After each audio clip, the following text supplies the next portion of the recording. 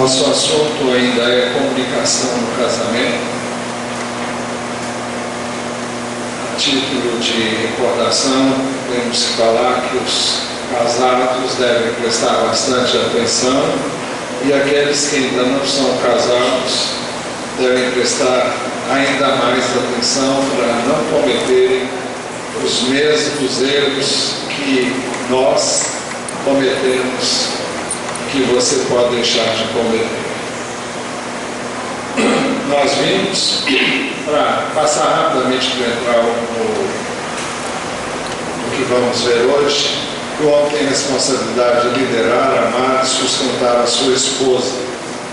Vimos também que a mulher tem a responsabilidade de submeter-se tanto como a de respeitar o seu marido. Vimos que o homem deve dirigir a sua família, mas vimos que é impossível ao homem liderar a sua esposa se ela não seguir a sua liderança. Vimos que a maneira pela qual desenvolve o amor do homem pela esposa é pela atitude e respeito da mulher pelo seu marido. Vimos que a razão pela qual Deus deseja que a mulher respeite e se submeta ao marido é para que ela tenha paz de espírito em sua vida. Vimos que a mulher deve dizer ao Senhor: estou pronta a me submeter e respeitar o meu marido, sem me importar se ele está ou não mudando de atitude ou comportamento. Eu estou fazendo isso por causa do meu amor e da minha submissão a Ti, Senhor.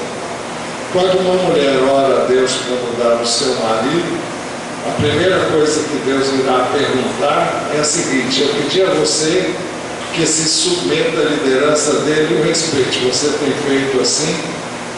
E a mesma coisa é verdade em relação ao marido. Deus quer que o homem lidere e ame a esposa, independentemente dela estar disposta a submeter-se e a respeitar. Porque quando o marido ama a mulher, será bem fácil para ela respeitá-la. Da mesma forma, quando o marido se dispuser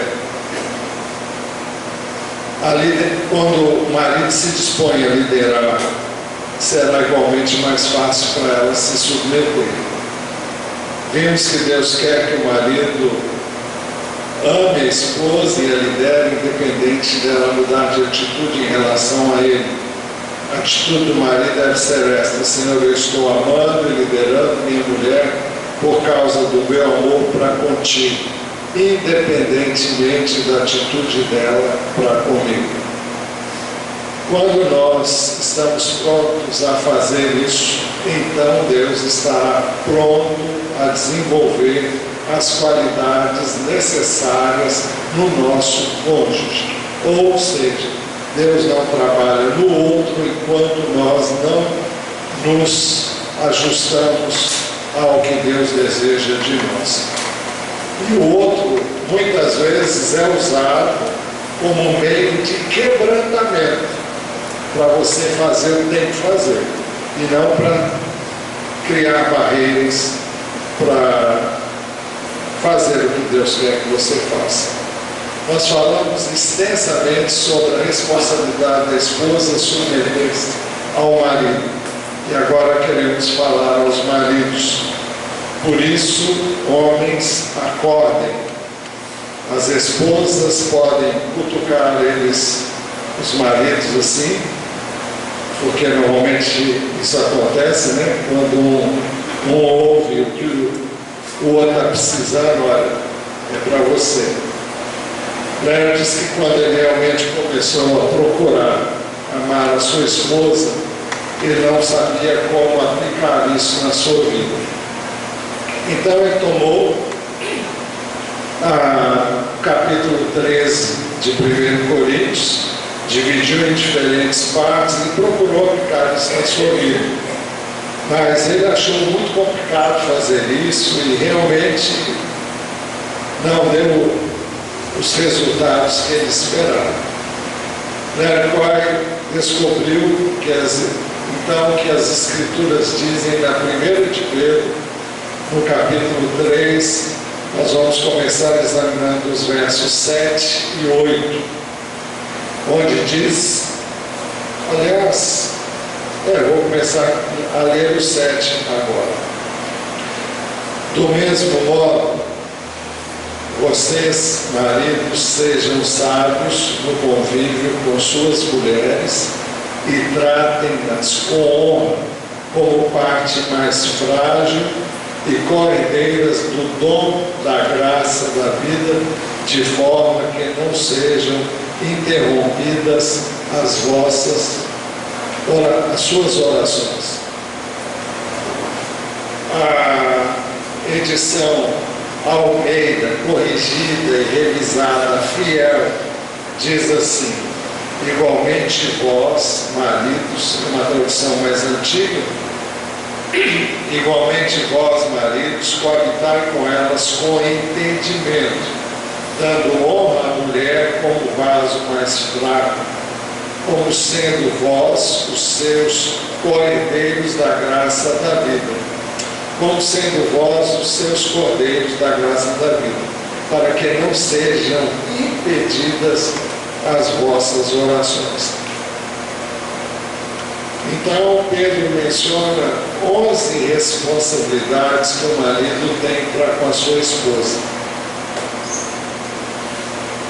Todos nós aqui sabemos que Pedro era casado, e Larry Cohen disse que parece que ele tinha os mesmos tipos de problemas que ele, Larry Cohen, tinha. Porque ele vê que somente uma pessoa que tenha quebrado todos esses princípios sabe como é importante guardá-los. Você entendeu? Somente uma pessoa que tenha quebrado todos os princípios que deveria guardar, ele sabe agora, depois de apanhar muito, depois de vivenciar a sua relação com Deus, ele sabe como é importante guardá-los. E a primeira coisa que Pedro diz é que as opiniões da mulher são tão importantes quanto as do homem. Ele diz assim: do mesmo modo, vocês, maridos, sejam sábios no convívio com suas mulheres. Essa outra versão, Almeida corrigida e revisada fiel, diz assim: igualmente vós, maridos, coabitai com elas com entendimento. E a edição revista e atualizada diz assim: maridos, vós, igualmente vivei a vida comum do lar com discernimento.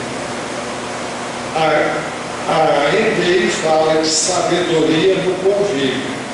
A revisada fiel diz de viver com elas com entendimento.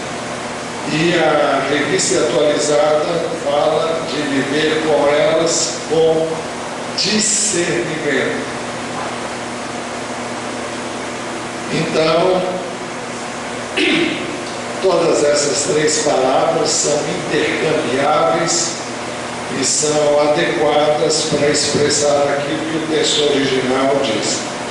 Larry Cohen disse que pensou inicialmente que isso significava que marido e mulher deveriam ter o mesmo tipo de instrução para que pudessem então se entender. E uma vez que ele e a mulher não tinham isso, não tinham o mesmo tipo de instrução, eles não podiam se comunicar. Ele se referia ao fato de sua mulher ter estudado música em inglês e ele não era bom no inglês e ele também não era nada afinado para cantar. Quando ele estava na universidade, ele estudou a Bíblia e o grego. Quando eles tinham a hora devocional deles, esse tempo sempre terminava com discussão séria. Quando sua esposa começava a dizer alguma coisa que ela entendia da Bíblia, o Léo então dizia: não é isso que o grego quer dizer.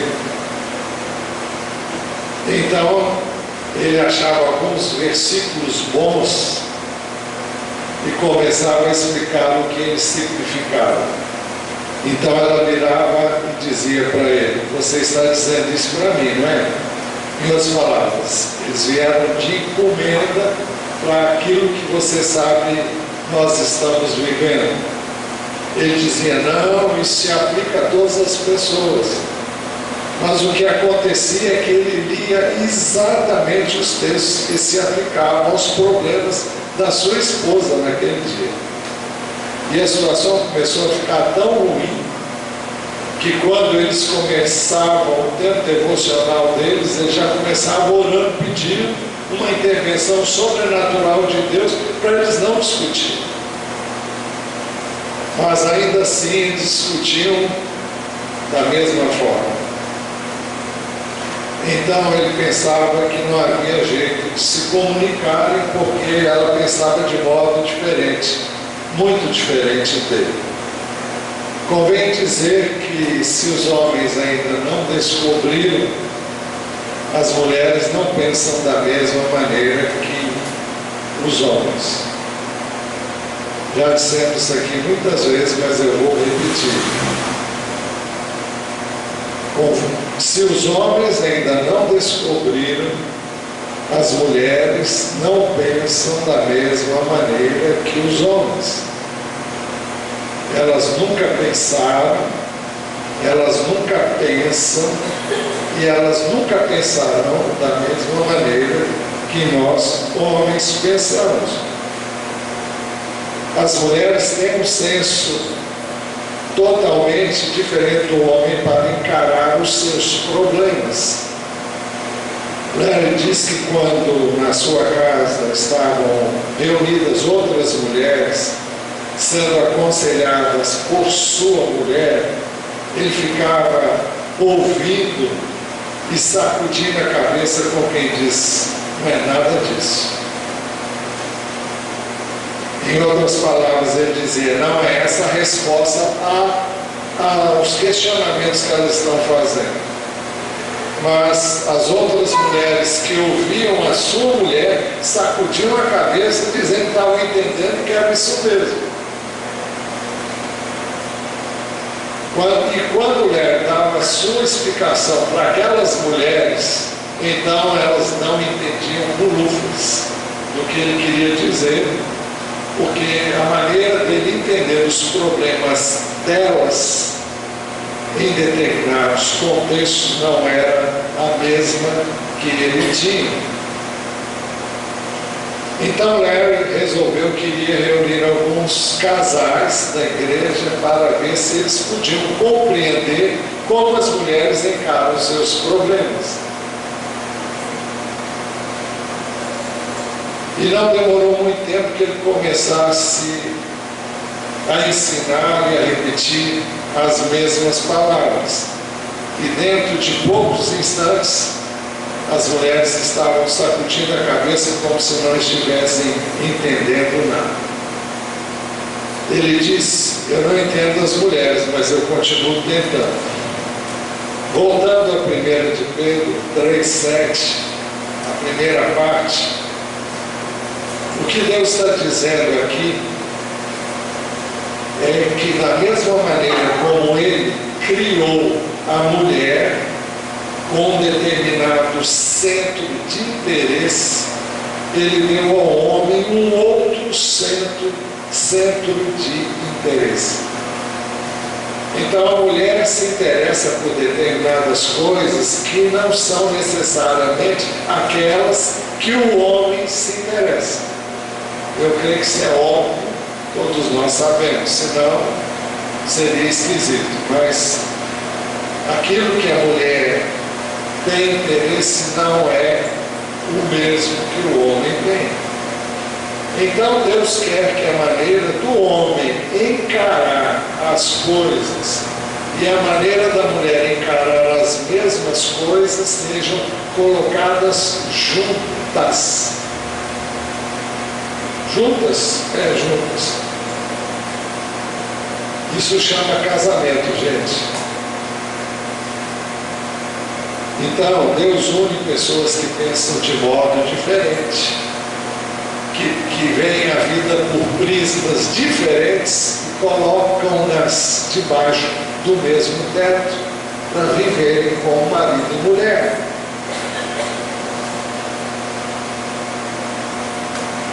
Se você fosse Deus, talvez você não fizesse isso, faria?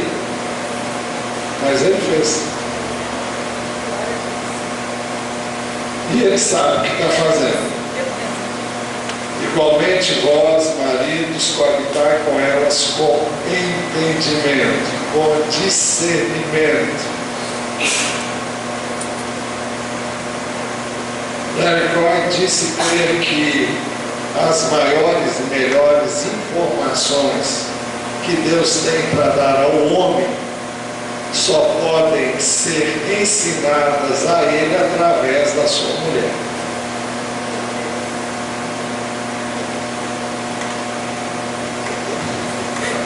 Estou vendo a Bia aqui, ó. Se o homem, no fundo do seu coração, a julgar inferior, que as suas ideias não valem nada, que ele está sendo...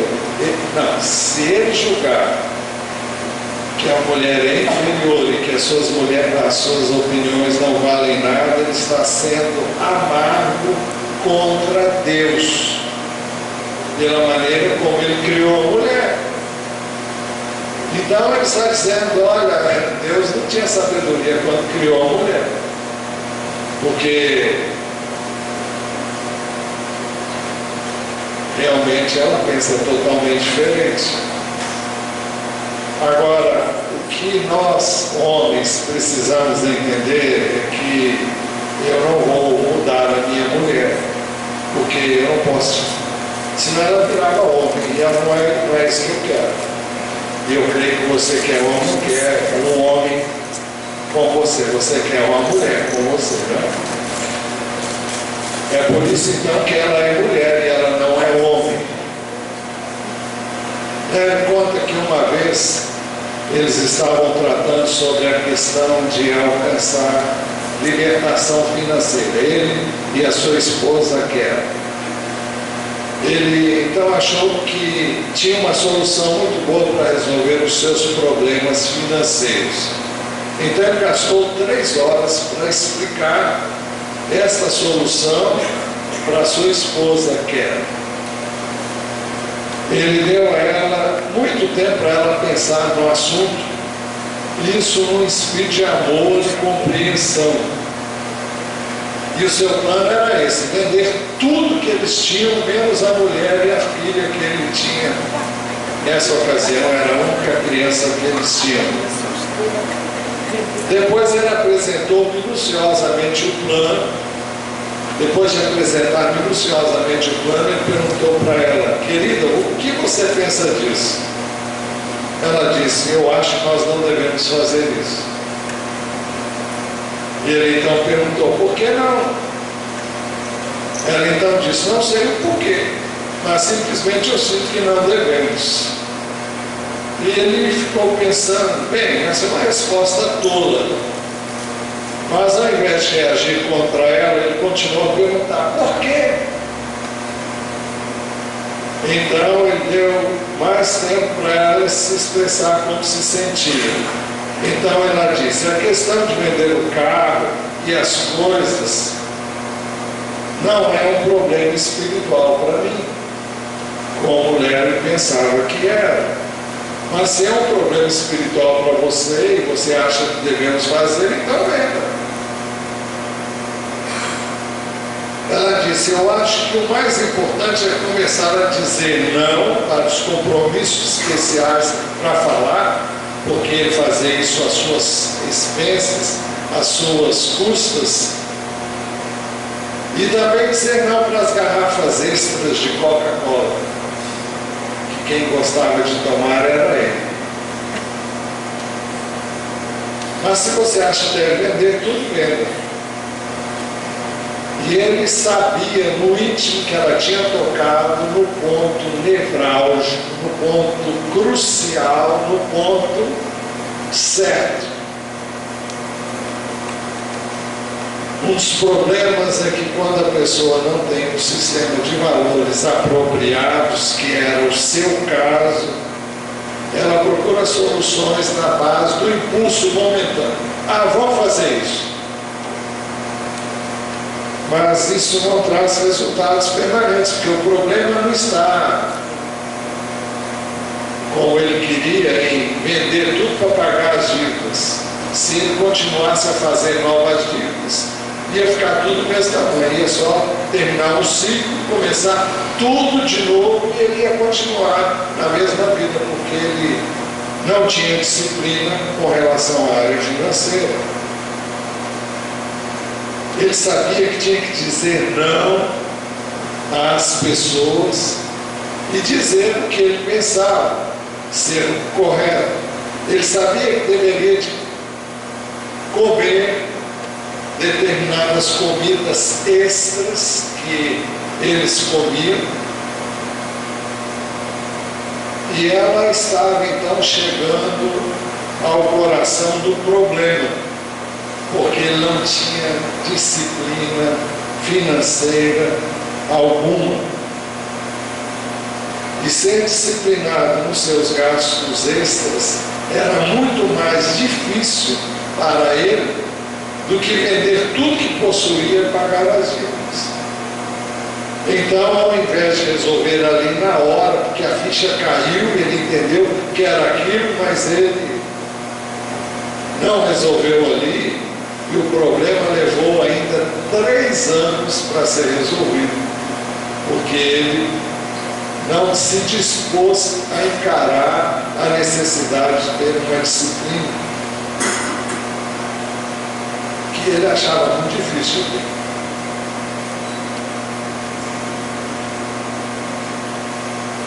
Mas, sobre a atitude diária do marido em relação à sua esposa, o que vamos falar terá um efeito muito grande sobre as decisões mais importantes que um homem toma em relação à sua mulher e em relação ao lar.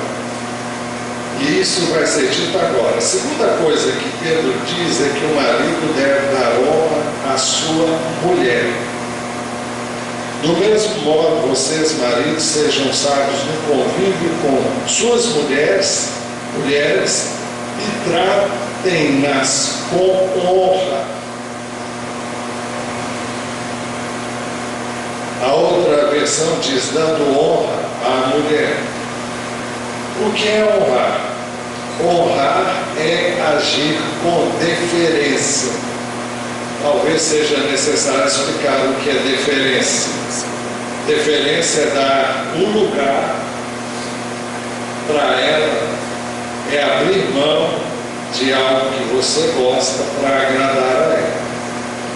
Honrar é a nossa disposição de cedermos em relação aos direitos de outra pessoa.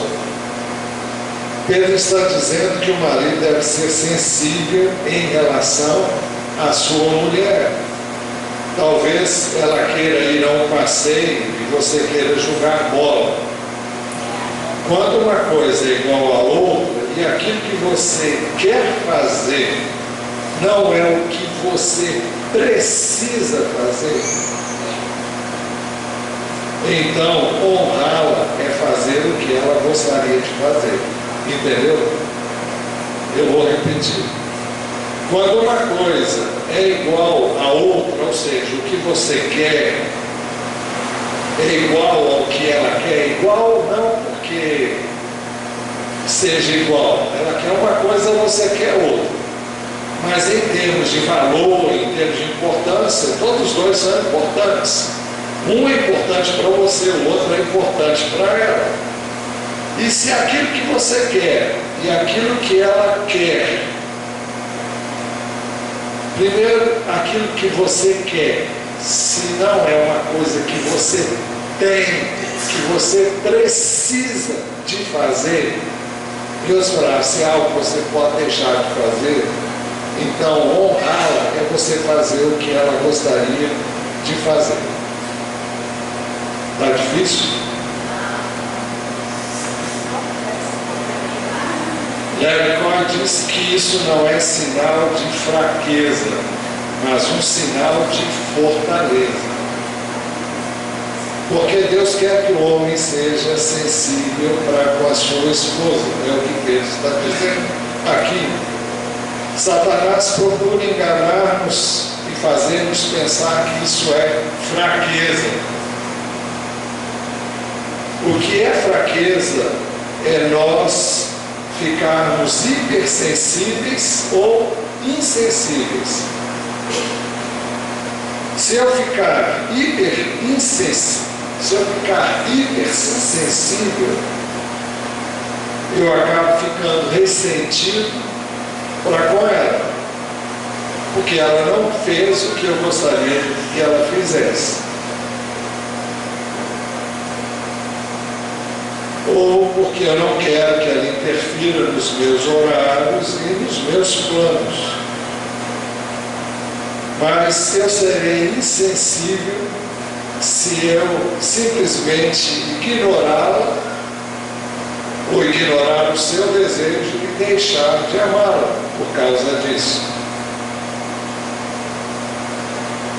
Nós nos tornamos insensíveis para com elas quando há decisões nas quais elas têm dificuldade de nos acompanhar e assim mesmo elas se dispõem a nos acompanhar. Eu mostro que sou insensível a ela quando ela é obrigada a fazer alguma coisa só para me agradar.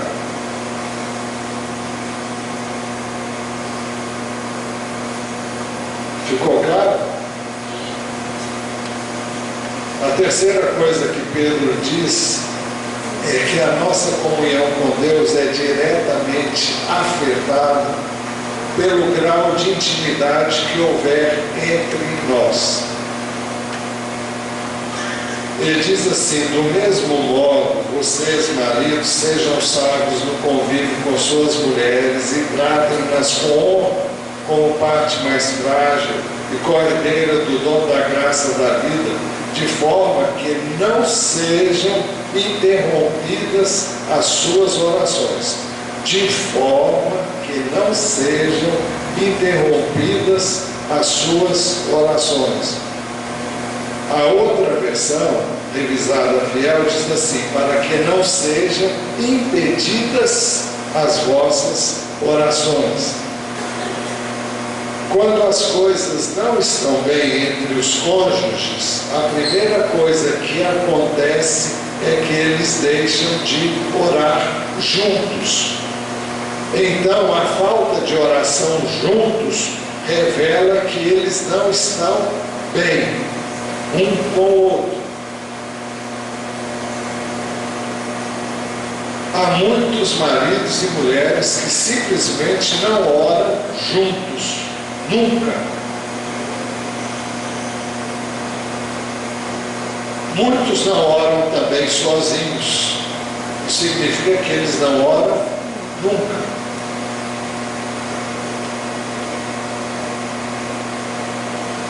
Então, a barreira se levanta e não há intimidade espiritual entre o marido e a mulher.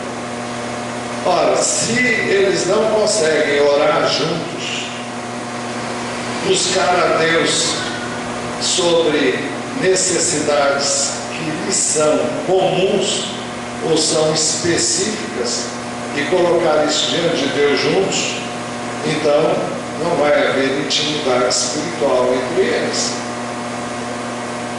Então o marido começa a orar assim, se ele ora: Senhor, tu sabes os problemas que a minha mulher tem, por que não vens ajudá-la? Então a esposa começa a orar assim: Senhor, tu sabes como o meu marido está naquela atrapalhada toda, por que não vens ajudá-la? Mas quando nós chegamos à presença de Deus, a primeira coisa, a primeira pessoa de quem nós devemos pensar somos em nós mesmos. Não estou falando em termos egoísticos, estou falando em termos de realmente nos colocarmos: Deus, eu preciso de mudar. Deus, muda a minha vida. Deus, me ajuda nas minhas limitações e fraquezas. Então, antes de pedir para Deus mudar o meu cônjuge, eu tenho que pedir que Deus mude a minha vida. Ao chegar à presença de Deus, Ele me fará saber que Ele pediu a mim que fizesse 3 coisas em relação à minha mulher: que eu a liderasse, que eu a amasse e que eu a sustentasse. Se eu estiver falhando em cada uma dessas 3 responsabilidades, Deus não agirá nos problemas do meu cônjuge antes que eu resolva os meus problemas. Como é que eu posso pedir que ela seja como a Bíblia diz que ela deve ser, se eu não estou sendo como a Bíblia diz que eu devo ser? Que autoridade eu tenho para pedir em favor dela, se eu não estou guardando a palavra dele?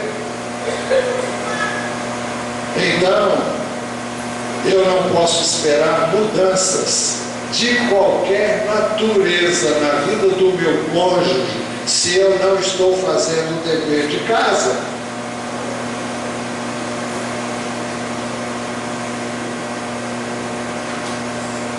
Pode clamar, pode gritar, pode chorar, fazer o que você quiser. Se você não obedece a Deus, a Bíblia diz que Deus não ouve a pecadores. E é um salmo: se eu ocultar a iniquidade do meu coração, sabe qual é, Eunice? O Senhor não me ouvirá. É o 68? 68, 18, por aí. Eu não sei se é isso não. Se eu ocultar a iniquidade do meu coração, o Senhor não vai me ouvir. Não ouve mesmo. E se eu estou falhando na minha relação com o meu cônjuge, eu não tenho autoridade para orar por ele. Posso orar. Por isso que o texto diz: para que não se interrompam as vossas orações, para que não sejam impedidas as vossas orações.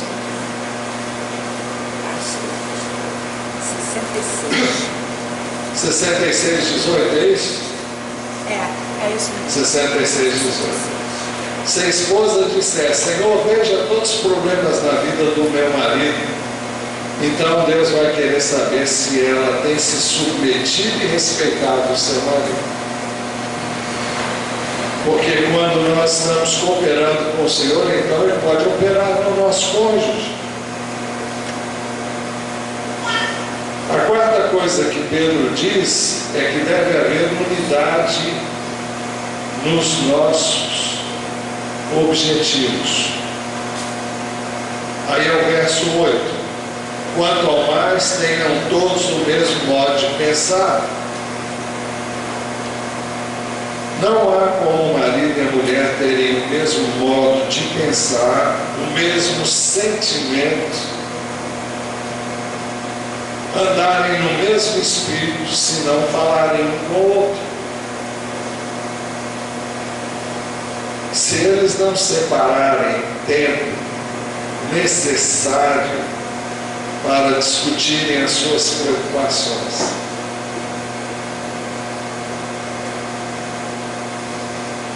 eu vou repetir: não há como marido e mulher terem o mesmo modo de pensar, o mesmo sentimento, andarem no mesmo espírito, se não falarem um com o outro. A palavra de Deus diz: quanto ao mais, tenham todos o mesmo modo de pensar.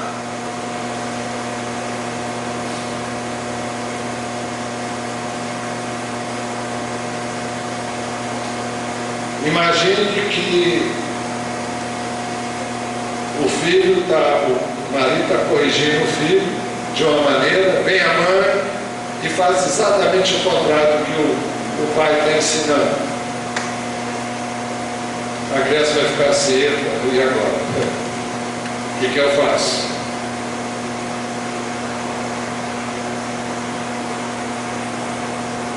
A criança, ou ela, se ela obedece a mãe, vai desrespeitar o pai.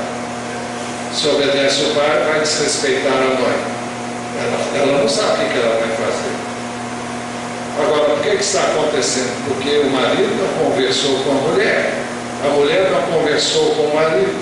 Eles não acertaram como eles vão cuidar, disciplinar, educar, instruir as crianças acerca desse, daquele ou qualquer outro assunto. E não é só isso não, isso é em tudo. Então é necessário que o casal tenha tempo para conversar. É por isso que se as nossas prioridades não estiverem em ordem, nós teremos constantemente esses atritos na família. Hoje tem 1000 desculpas para você não ter tempo, para o que é necessário, para o que é importante, para o que é prioritário. E se nós não dermos tempo para o que Deus diz que é prioritário, nenhuma das outras áreas vai funcionar bem. Eu vou ter problemas, eu vou ter conflitos, eu vou ter aborrecimento, eu vou ter estresse. Então, por quê? Porque eu não estou fazendo o que Deus mandou fazer. Eu não estou gastando tempo com Deus. Eu não estou gastando tempo com a minha mulher, no caso da mulher, com o seu marido, porque não há tempo para os filhos, não há tempo para as coisas essenciais. Culto doméstico, será que existe isso ainda em algum lugar aí?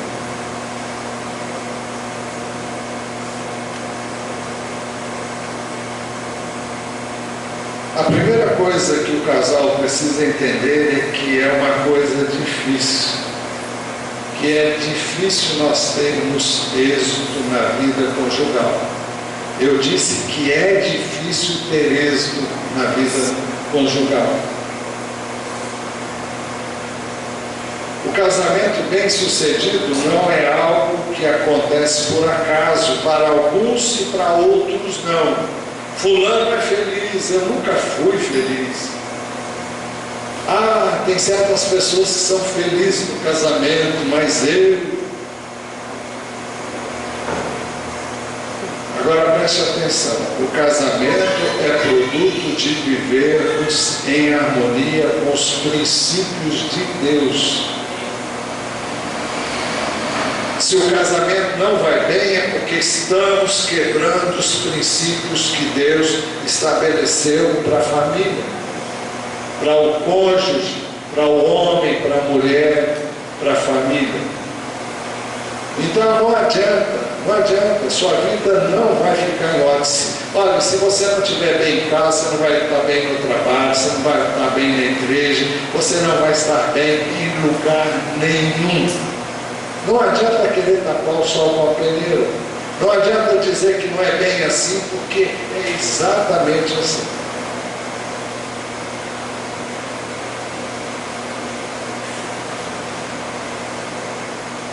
A casa é o lugar, o lar é o lugar onde o homem, depois de trabalhar o dia inteiro, tem que ter prazer em estar lá. Ele deve estar ansioso para chegar em casa. E a mulher deve estar ansiosa para receber o marido.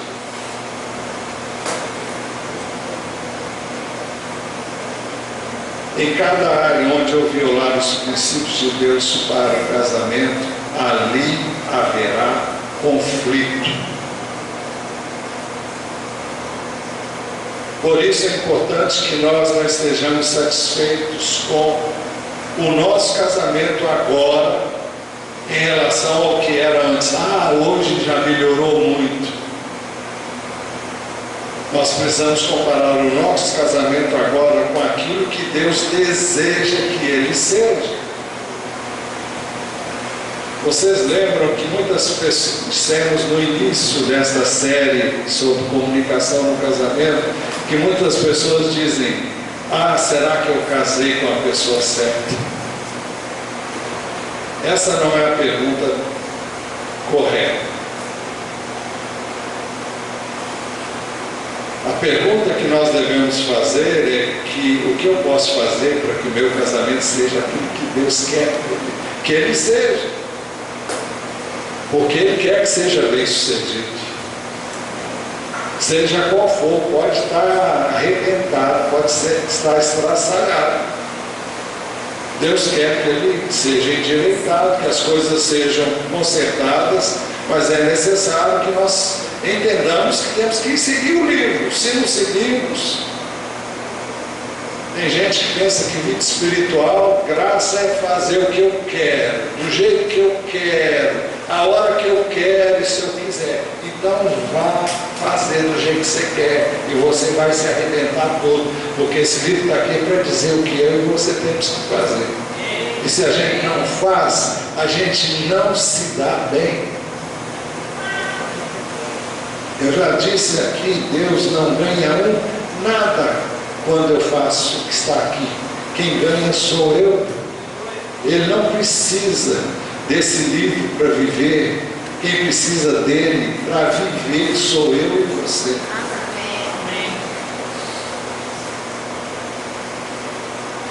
A quinta coisa que Pedro diz que nós devemos ter, a quinta coisa que Pedro diz é que nós devemos ter compaixão um para com o outro.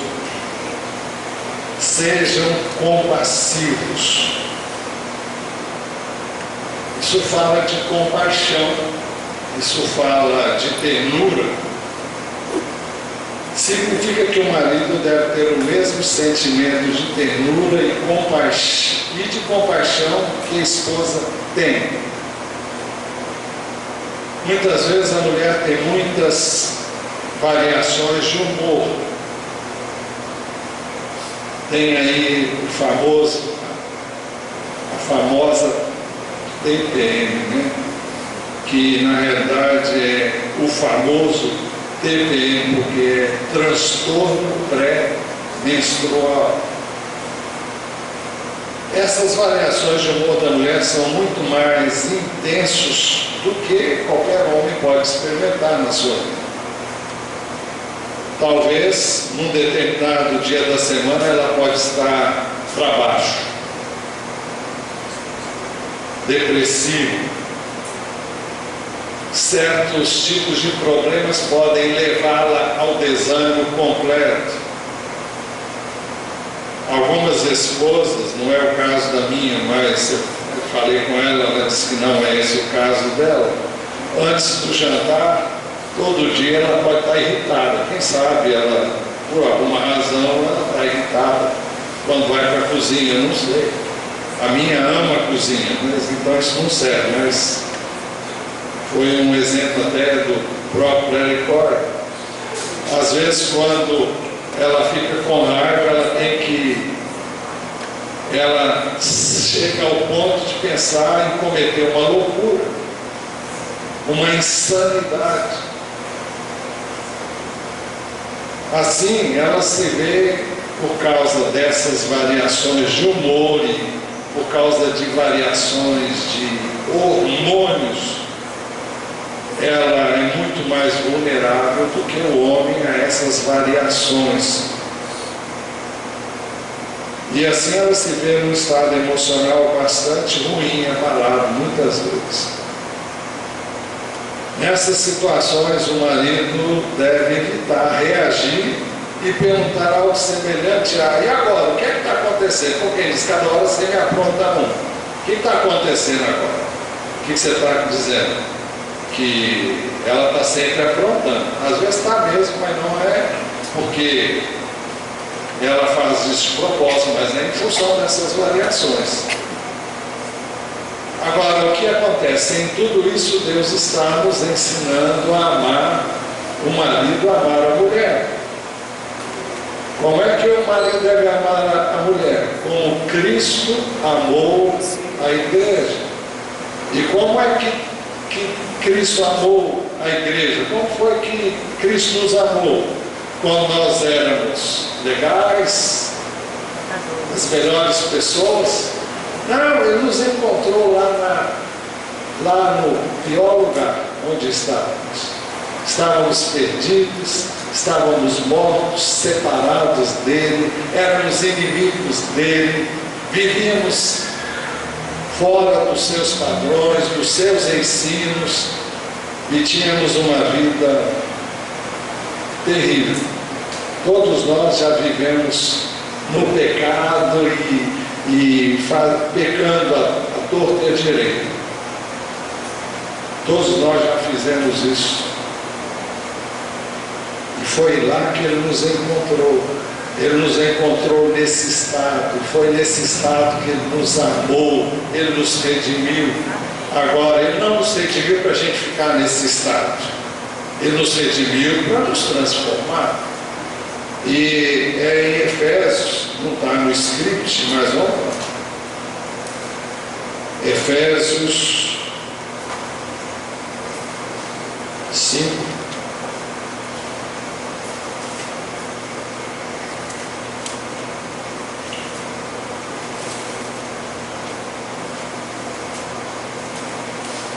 Efésios 5, 23 ou 24 ou 25. Peraí. 25. Maridos, ame cada um a sua mulher, assim como Cristo amou a igreja e se entregou por ela. Ou seja, deu a sua vida por ela, para santificá-la, tendo-a purificado pelo lavar da água mediante a palavra, para apresentá-la a si mesmo como igreja gloriosa, sem mancha, nem ruga ou coisa semelhante, mas santa e inculpável. Ou seja, quem é que faz a igreja assim? É Cristo. Ele deu a vida por ela, derramou o seu sangue por ela. Ele a limpou e Ele a limpa continuamente, Ele a purifica e Ele a está preparando para ser dele. Então, como é que Ele fez tudo isso? Porque Ele fez isso por amor. E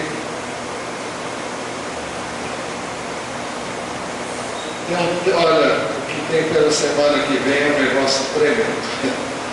E eu não vou entrar aqui não, porque é a sexta coisa. E é fabuloso. Eu estou coçando aqui para segurar, que é a vontade que eu tenho de falar, mas não vou falar disso rapidinho. Mas é muito bom para o homem e para a mulher ouvir que nós vamos ouvir, com a graça de Deus, na próxima semana, se Ele assim nos permitir. Então, paramos por aqui. E é bom que nós consideremos cada ponto desse que nós ouvimos. Eu quero dizer para você que se você quer o esboço da mensagem, a igreja pode mandar isso para você, de graça, viu? Se você quer o sermão como ele está também, a gente manda para você. E na internet as mensagens estão disponíveis. Se você quiser ouvir, vai lá para quem quer ver e rever, reprisar e procurar colocar em prática. Não são coisas minhas, são ensinos e princípios da Bíblia, e são princípios que eu aprendi com ele. Aprendi há muitos anos. Estou reaprendendo isso novamente, e o incrível é que, apesar de ter ouvido isso, eu fiz esse curso mais de uma vez. Eu ia, às vezes, numa cidade para ouvir esse homem falar. Depois ia outro, ele falava em outro lugar, eu ia lá para ouvir a mesma coisa. E estou ouvindo vindo novamente, muitas vezes, para poder pregar para vocês. E cada vez que eu ouço, eu aprendo coisas novas. Parece que eu nunca ouvi certas coisas.